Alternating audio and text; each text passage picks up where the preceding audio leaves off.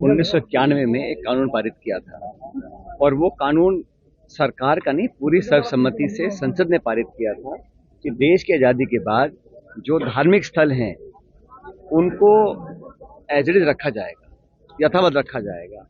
लेकिन कहीं ना कहीं जो लोअर कोर्ट्स हैं वहां पर इस प्रकार के घटनाक्रम सामने आ रहे हैं जहां पर लोगों में बेवजह तनाव पैदा हो रहा है। और मुझे लगता है चाहे वो संभल का मसला हो या अजमेर का मसला हो, जानबूझ के कोई ताकतें हैं इस देश में जो चाहती हैं कि जनता का ध्यान किसान, महंगाई, बेरोजगारी से हटाकर इन मुद्दों पर आकर्षित किया जाए।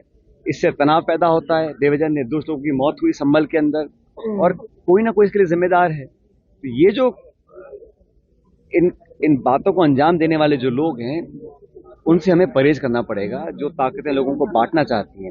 आज राहुल गांधी जी, प्रियंका गांधी जी, संभल में जो लोग जिनकी मौतें हुई हैं उनसे मिलना चाहते, परिवार से मिलना चाहते थे, उनको जाने से रोक दिया गया है और वहां पर एक तनाव का माहौल पैदा करने की कोशिश की जा रही है, क्योंकि भाजपा की जो राजनीति है वो ध्रुवीकरण पर टिकी हुई है और ये एक धीमी आंच पर हमेशा कुछ न कुछ सुलगाने की कोशिश करते रहते हैं।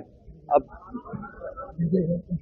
आप अगर देश में ये मुहिम छेड़ दो कि हमें हर घर, मकान, पूजा और धर्म स्थानों को खोदना है, फिर नीचे क्या निकलेगा देखना, उसके नीचे और क्या निकलेगा, तो अंत नहीं है। इतना पुराना ये देश है, तो देश की संसद ने 91 में ये कानून पारित कर दिया था कि इस आजादी के बाद जो यथास्थिति है वो मेंटेन रहेगी।